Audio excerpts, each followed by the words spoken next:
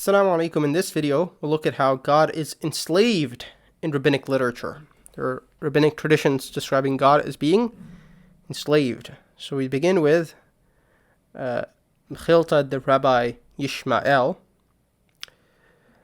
And thus do you find that whenever Israel is in bondage, whenever Israel is in slavery, the Shekhinah is with them. The Shekhinah is essentially God. It's the divine presence of God. So where God is. Okay, so Shekhinah here meaning God. So you find, again, whenever Israel is in slavery / bondage, the Shekhinah is with them, and they saw the God of Israel and under his feet as the work of a sapphire brick, which is the sign of that bondage they've written. And what is written of their redemption? And what is written of their redemption? And as the appearance of the heavens in brightness, and it is written, in all of their sorrows he sorrowed. So God gets sad. This tells me only of communal sorrows. Where do I derive the same for those of the individual? From, quote, he will call upon me, and I will answer him. I am with him in sorrow. And Joseph's master took him and placed him in the prison house. And the Lord was with Joseph, etc. And before your people, who you redeemed from Egypt, a nation and its God. So we're finding here that whenever Israel is in slavery, God is with them. And the fact that it says they saw God and under his feet were sapphire brick. So sapphire brick, that's the sign of someone being enslaved. So Pharaoh and his people, they made Israel work with these bricks. So that was a sign that Israel was enslaved by Pharaoh. So the fact that they're seeing these bricks below God's feet is a sign that God himself is enslaved. That's the idea. Okay, so it continues. Rabbi Eliezer says, idolatry passed with Israel in the sea, and a rival passed in the sea and struck waves in the sea. What was that? The idol of Micha. Rabbi Akiva said, were it not explicitly written, it would be impossible to say it. Israel saying before the Lord, as it were, you redeemed yourself. So what? Israel saying before the Lord, as it were, you redeemed yourself. So God saved himself when they left Egypt. Israel wasn't only saved, but God himself was saved from bondage. SubhanAllah, what is this? Now let's turn to the Jerusalem Talmud. Sukkah 4:3. In the Mishnah, please save. Okay, Rabbi Abahu said, for you as help for us, for you is recognized. And then the footnote, the reading of the text is unsafe and its meaning unclear. In line with the following homilies, the presumed meaning is that God liberated himself by liberating Israel from Egypt. Rabbi Abba from Saranga and the Eternal will first save the tents of Yehuda. Yehuda, it is written, he saved. And in the footnote, they're saying that the meaning, what the Jerusalem Talmud is here saying, is that he himself was saved. Okay.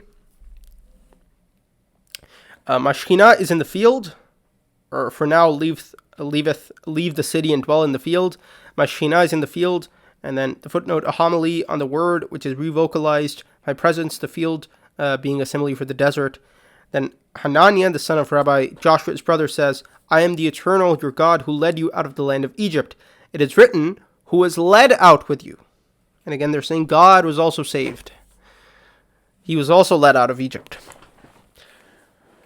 So then another rabbi explained, they saw the God of Israel, and below his feet, like the work of a brick of sapphire, and like the true sky in purity. That is before they were freed. But after they were freed, it was not its way to be put, where usually the brick is put. There it is put. So I suppose the meaning is after they were freed, God is no longer enslaved, and so there are no bricks under him on which he would be working. Another rabbi says, it is not written here the work, but like the work, it and all its tools. Okay, I think that's enough. Actually, it seems to continue. Okay. Sapphire, to teach you that just as the stone is harder than the brick, so the servitude of Babylonia was harder than the servitude of Egypt. Bar Kapara stated, before Israel was rescued from Egypt, it, meaning the brick of sapphire, was traced in the sky. After they were rescued, it was no longer seen in the sky. So, meaning that when Israel was in Egypt, there was like this brick in the sky. When they were saved, that brick no longer appeared. That brick seeming to be a symbol of God's enslavement. What is the reason? So they asked, why was the brick gone from the sky? And like the true sky in purity, the sky, if it is empty of clouds. Okay. And again, this quote links back to what we saw before. Okay. What we saw before is that they saw, bricks between God's feet before they were freed, but after they were freed, the bricks weren't there. Okay.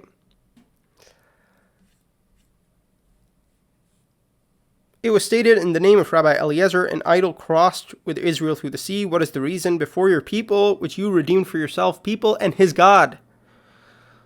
Rabbi Akiba said to him, Heaven beware! If you are saying so, it turns out that you profane the holy. Why does the verse say, which you redeemed for yourself? It were possible to say, as if you redeemed yourself. On that day, they surrounded the altar 7 times, etc., etc. So again, the main point here being the bricks before God, and then all these things where they're saying that he himself was saved, and they're misreading the Torah to basically say that God himself was saved as well. So for the bricks point, we can look at the Torah, and you can see again that the Israelites being forced to work with bricks was a sign of enslavement. Exodus 1:14, they made their lives bitter with harsh labor in brick and mortar and with all kinds of works in the field. In all their harsh labor, the Egyptians worked them ruthlessly. So you saw their harsh labor in brick and mortar. In Exodus 5, you're no longer to supply people with straw for making bricks. Let them go and gather their own straw. Okay, but require them to make the same number of bricks. As before, don't reduce the quota. They're lazy. That is why they are crying. Let us go out and sacrifice to our God. Okay, so you see that bricks is, so when they saw bricks before, below God's feet, that was a sign that God himself was enslaved. Another midrash, okay, same thing here, that thus you find that as long as Israel was subjugated in Egypt, the Shekhinah was with them, God was with them in their servitude. And then again, the narration of seeing God, seeing bricks below God's feet. And thus it is written, in all of their afflictions, he was afflicted. So whenever Israel was afflicted, God was also afflicted. When Israel went through rough times, God also went through rough times. And so the implication becomes, when Israel was enslaved, God was also enslaved in Egypt. And they quote similar stuff. And again, they say, it were not explicitly written, we wouldn't be able to say that Israel said before God, you have redeemed yourself. Okay. Similar here. Okay. Very similar. At the end here it says, the Holy One said to them, in Babylon I was with you, and in Egypt I was with you. Okay. Another midrash, another interpretation, this month shall be for you. Rabbi Meir says, this redemption is for me and for you. As it were, I was redeemed with you. As it is stated, whom you redeemed from Egypt, the nation and its God. Established this month for me and for you. So God was saved. Strange stuff. Okay, this is another midrash. Ultimately, he said to them, if you agree, come and I will keep my eye on you. But he did not accept it, as it is stated at the end of the portion, until it was stated to him from the mouth of the Almighty. That is what is written. This is the matter that was to Jeremiah from the Lord, saying, what was that matter? He said to him, Jeremiah, if you remain here, I will go with them, and if you go with them, I will remain here. He said before him, Master of the universe, if I go with them, in what way can I benefit them? Rather, let their king, their creator, go with them, as he can benefit them greatly. That is what is written. After Nebuzaradan, captain of the guards, sent him, and he had been bound in chains. Rabbi Aha said, as it were, both he and him were bound in chains. Similarly, it is written, and I am in the midst of the exile. Please notice this. They're saying, Jeremiah said, why don't you go to exile, God, with them, because you can actually benefit them. And so what happened is God went into exile with them. And then they quote this, that he had been bound in chains. So God was in chains, enslaved in chains. And this rabbi said, as it were, both he, meaning Israel, and him, meaning God, were bound in chains. So both of them in chains. God and Israel, or perhaps it means God and Jeremiah. Both in chains, both enslaved. God in chains. Okay? I think the point is clear. This is what Michael Fishbane mentions in Biblical Myth and Rabbinic Myth-Making in chapter 7.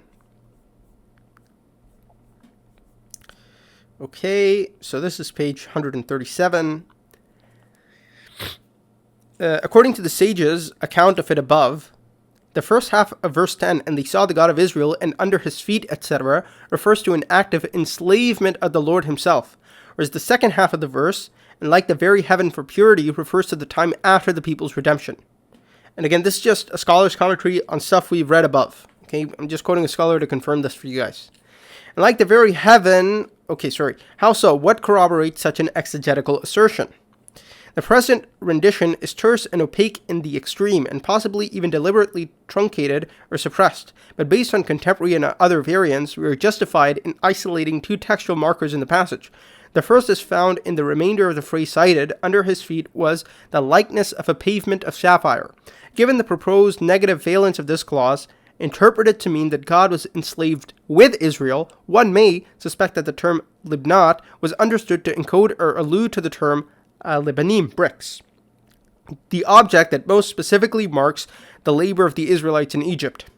Accordingly, the Midrash obliquely asserts that during Israel's servitude, like the work of a brick or of brickwork was seen beneath God's feet in heaven. This mythic hint is taken up in other variants preserved in the Jerusalem Talmud and elsewhere. For example, according to the view of Bar Kapara in T5, which I believe we've looked at, before Israel was redeemed from Egypt, its, meaning the brick's imprint, was seen on high. The brick's imprint was seen on high, meaning in heaven. And his contemporary, Rabbi Levi ben Sisi, was even more explicit when he precisely referred to the Libnat ha-Shapir as a Lebanei, a brick. The later master, Rabbi Berachia, reported those teachings, but added his own opinion that the reason Scripture specifically says Ka ma'ashe libnat is to indicate both the brickwork and all the tools associated with it. In this way, the sage constratizes the term ma'ashe to refer to the work tools involved in the labor, both basket and hoe, and gives the myth a more tangible content. But even his detailed account pales in anthropomorphic concreteness before the fabulation found in the lost Midrash Abkir, as reported by Rabbi Eliezer ha-Darshan many centuries later. In it, the scripture reference to God's feet, under which is the brickwork, is also taken into consideration. Just as Israel trampled the mortar to make bricks, so is it also, as it were, on high. In all their troubles he was troubled. The heavenly sign of God's participation in Israel's toil is thus marked by brickwork. Again, the heavenly sign of God's participation in Israel's toil is thus marked by brickwork and tools set in the firmament under the throne. And it is precisely the occlusion of God which this labor affects that is removed with the Exodus. So basically, this God is freed from this labor when the Exodus happens. Read the final phrase in Exodus 24:10, and like the very heaven for purity is said in the Mechilta and elsewhere to refer to the redemption of the people. This can only mean that during that event, the brickwork was removed and the very core of heaven shone forth in clarity. Significantly, the word very in etzem, and this is the same term used to indicate the selfsame day of redemption.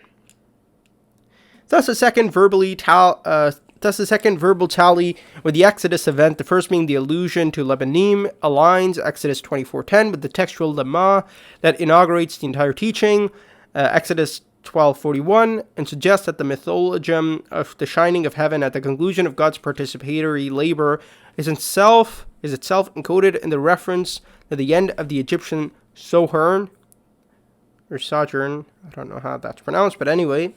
Hence, all surface evidence to the contrary, a profound myth of divine involvement in the tribulations and triumph of Israel is disclosed by exegesis. A bold fabulation that finds its very basis and authority in the historical narratives of Scripture itself.